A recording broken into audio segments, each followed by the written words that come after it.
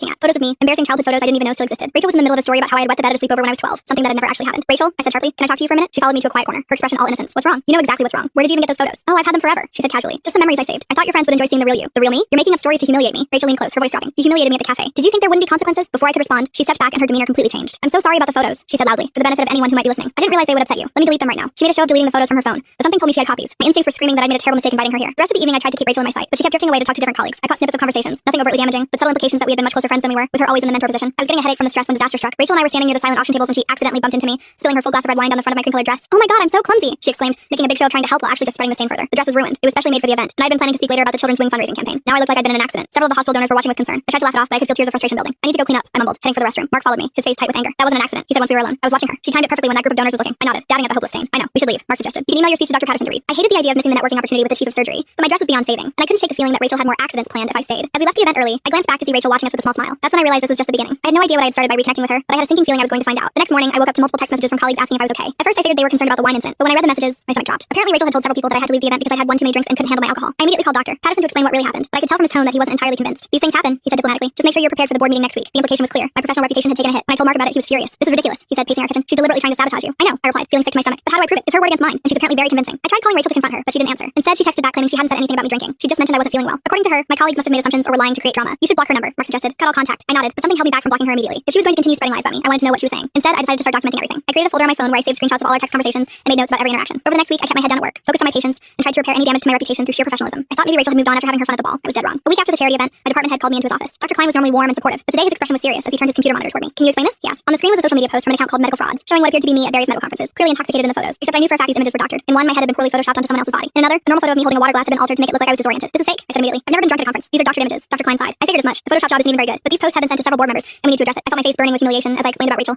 my former friend who seemed determined to destroy my reputation. It was mortifying having to tell my boss about this personal drama, but I had no choice. I'm sorry you're dealing with this, Dr. Klein said when I finished. Do you think she'll escalate further? I honestly don't know, I admitted. I never expected any of this. He advised me to document everything and suggested I consult the hospital's legal team if things got worse. As I left his office, I felt a mixture of relief that he believed me and dread about what Rachel might do next. That evening, Mark and I agreed it was time to completely cut off Rachel. I blocked her on all platforms and asked mutual acquaintances to not share any information about me with her. We thought maybe without access to me, she'd lose interest and move on. For a couple of weeks, things seemed to quiet down. No more fake social media posts appeared, and the gossip at work gradually died down. I started to relax, focusing on our upcoming wedding plans instead. We had booked a beautiful venue for the fall, a historic mansion with gardens that would be filled with autumn colors. The deposit had been a stretch financially, but worth it for our dream location. Then one evening, I got a call from the venue. Dr. Thompson, this is Andrea from Bellevue Manor. I'm calling to confirm your change of date from October 15th to December 3rd, and to let you know we processed the cancellation of your catering deposit as requested. I felt like the floor had dropped out from under me. I didn't request any changes, I said, my voice shaking. Our wedding is still set for October 15th. There was an awkward pause. Well, I have the change request form here, signed by you 3 days ago. Your fiance's mother came in to make the arrangements. My fiance's mother lives in Colorado, I said flatly. She hasn't been to town in months. After a confusing back and forth, the truth emerged. Someone claiming to be me had made an appointment with the venue. Somehow convinced them she was me, despite looking nothing like me, and made significant changes to our wedding arrangements. The venue had even refunded our catering deposit to a different credit card, meaning we lost thousands of dollars. I need to see the security footage, I insisted. I need to restore all original arrangements immediately. The manager was apologetic but firm that they needed proper identification to make any changes. Mark and I drove there right away, IDs in hand, feeling sick with worry that our date might already be booked by someone else. Fortunately, our original date was still available. The manager was horrified when he